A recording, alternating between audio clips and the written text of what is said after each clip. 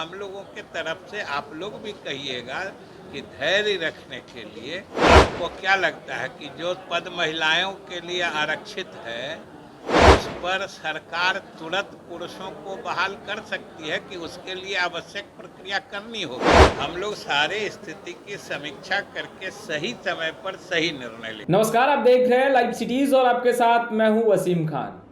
कभी physical trainer तो कभी एसटीईटी अभ्यर्थी लगातार सड़कों पर उतरते रहे हैं और हमने तमाम तस्वीरें लगातार अपडेट भी कराई है। आज जेडीयू कार्यालय के बाहर टीईटी अभ्यर्थी भूख हड़ताल पर बैठ गए। मंत्री विजय चौधरी जो कि शिक्षा मंत्री हैं, उन्होंने साफ साफ लफ्जों में कह दिया, धैर्य रखिए, सबका सुना जाएगा। क्या कुछ कह रहे हैं शिक्षा मंत्री विजय चौधरी, जरा आप वो सुनिए। कहाँ? जेडीयू के गेट पर भूख हड़ताल पर बैठे सर, टीईटी काउंसलिंग को लेकर के अभ्यर्थी बाहर भूख हड़ताल पर बैठे हैं। आपने उनकी बातें सुनी हैं? जी बिल्कुल। समझी हैं? क्या है उनकी मांग? कहना है कि जो महिलाओं का जो बहाली का जो पद रिक्त रह गया है उस पद पे इनको बहाल किया जाए तीसरे चरण में। आपको क्या लगता है कि जो पद महिलाओं के लिए आरक्षित है उस पर सरकार तुरंत पुरुषों को बहाल कर सकती है कि उसके लिए आवश्यक प्रक्रिया करनी होगी? तो अभी तो पूरा चरण भी कंप्लीट नहीं हुआ है। अभी तो अलग अलग स्टेज में ये नियुक्ति की प्रक्रिया चल रही है। तो इस बीच में जो सीट महिलाओं या उस मायने में किसी अन्य वर्ग या कोटि के लिए आरक्षित है, उन पर सरकार कैसे तुरंत बहाल कर सकती है? इसलिए इन लोगों को, हम लोगों के तरफ से आप लोग भी कहिएगा कि धैर्य रखने के लिए, आखिर आरक्षण किसी वर्ग को दिया जाता है, ये तो विशेष सुविधा होती है ना।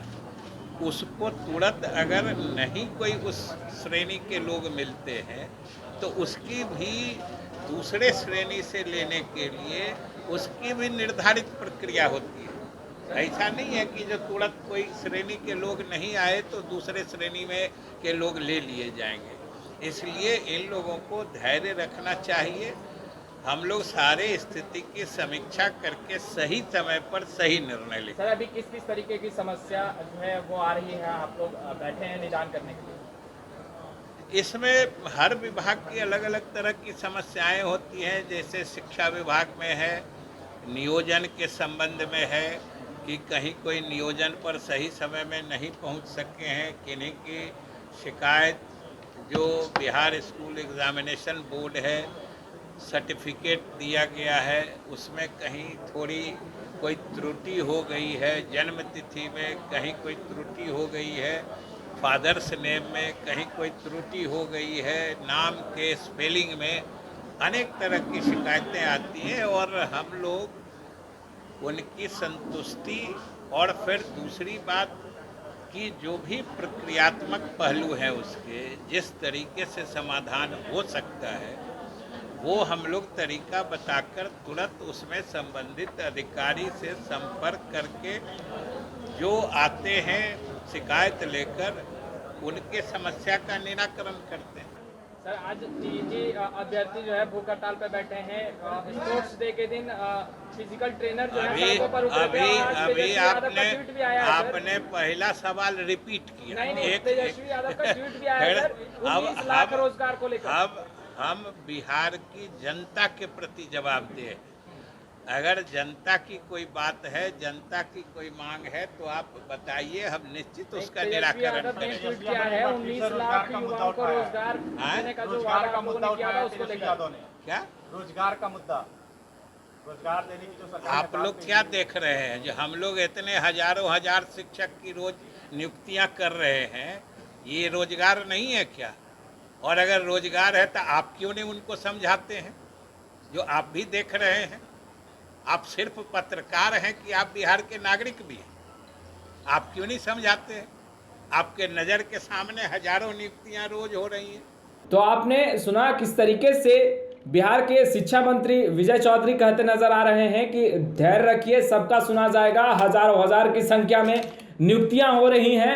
ऐसे में टीईटी अभ्यर्थी जेडीयू कार्यालय के बाहर ही भूख हड़ताल पर बैठ चुके हैं और ये कहते नजर आ रहे हैं कि जब तक उनकी काउंसलिंग नहीं होगी तब तक वो पीछे हटने वाले नहीं हैं। ऐसे में शिक्षा मंत्री विजय चौधरी ये कहते नजर आ रहे हैं कि सबका सुना जाएगा, मगर थोड़ा धैर्य रखिए।